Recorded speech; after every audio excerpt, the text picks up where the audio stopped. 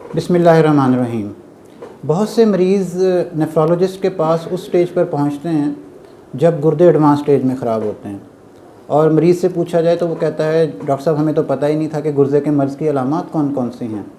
तो यही हमारा आज का टॉपिक है कि वो कौन सी ऐसी अलामात या वार्निंग साइंस और सिम्टम्स हैं जिसकी मौजूदगी में हमें सोचना चाहिए कि हमें गुर्दों का मसला तो नहीं है और हमें अपने गुर्दों के मालिज से रजू यानी नेफ्रोलॉजिस्ट से रजू करना चाहिए। तो सबसे पहले शुरू करते हैं पेशाब की अलामात से। गुर्दों के मरीज़ों के अंदर जिनको प्रॉब्लम होता है उनमें एक अलामत आती है जिसे हम कहते हैं नॉक्चूरिया। आम तौर पे यानी रात के वक्त पेशाब का बार बार आना। आम तौर पे लोगों को रात में एक आध बार पेशाब आ सकता है। अगर सर्दियों का मौसम है तो एक से दो बार भी आ सकता है। लेकिन अगर आपको दो से ज़्यादा बार, 3-4 बार, 5 बार उठना पड़े पेशाब करने के लिए, तो इसका मतलब ये है कि ये गुर्दों के मर्ज़ में ऐसी अलामात आ सकती है। इसके अलावा दूसरा मसला ये है कि पेशाब की रंगत का तब्दील हो जाना। नॉर्मली पेशाब का रंग जो है वो लाइट येलो यानी कि हल्का पीला रंग होता है। अगर पेशाब का रंग बिल्कुल वाइट हो जाए तो ये भी गुर्दे ख़राब होने की अलामत है, यानी पानी की तरह हो जाए।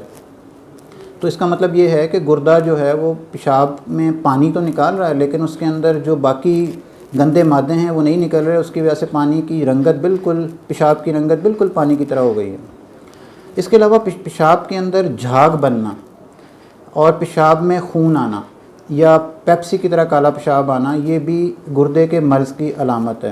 पेशाब में झाग पेशाब में प्रोटीन की वजह से होती है, और पेशाब में खून या पेप्सी की तरह काला पेशाब पेशाब में खून आने की वजह से या आरबीसीज़ की वजह से होता है, जो कि इंडिकेट करता है कि इस मरीज़ को, इस शख्स को गुर्दे का मसला लाहक हो रहा है। इसके अलावा गुर्दे के मर्ज़ के अंदर एक नहायत अहम अलामत है, वो है ब्लड प्रेशर का तेज़ हो जाना। गुर्दे के मरीज़ों में 90% पेशेंट्स के अंदर बीपी तेज़ होता है और ये भी गुर्दे ख़राब होने की एक अलामत है। और इसके अलावा जिस्म पर सोजिश पड़ जाना। गुर्दे के मरीज़ों के अंदर पाँव के ऊपर भी सोजिश पड़ जाती है जिसे हम पीडोलिडीमा कहते हैं।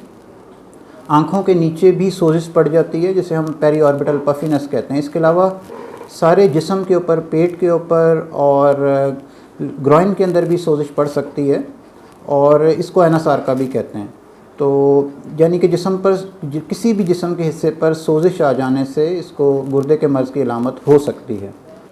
गुर्दे के मर्ज़ की एक इंतहाई अहम अलामत सांस ख़राब होना भी है। सांस ख़राब होने की बहुत सारी वजूहात हैं। इसमें खून की कमी वाक़या होने की वजह से, जिस्म में एक्स्ट्रा फ्लूइड रुकने की वजह से और गंदे मादे इकट्ठे होने की वजह से सांस ख़राब हो सकता है।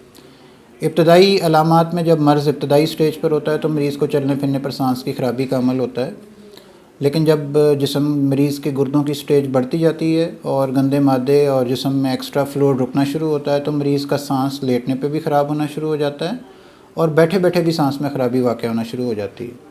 इसके अलावा अगर किसी मरीज़ को भूख ना लग रही हो, उसको उल्टियाँ आती हों, मतली होती हो और खाने का दिल ना करता हो, तो ये भी गुर्दे ख़राब होने की एक अलामत हो सकती है, क्योंकि जब जिस्म के अंदर गंदे मादे जिन्हें हम यूरिया, क्रिएटिन वगैरह कहते हैं उसका लेवल बढ़ता है तो मरीज़ की भूख डिस्टर्ब हो जाती है। इसके अलावा जिस्म पर ख़ारिश होना और ख़ारिश की कोई वजह ना निकलना, ये भी गुर्दे की ख़राबी की वजह से हो सकती है। इसके अलावा नींद का डिस्टर्ब हो जाना, रात को नींद ना आना और होश का ख़राब हो जाना।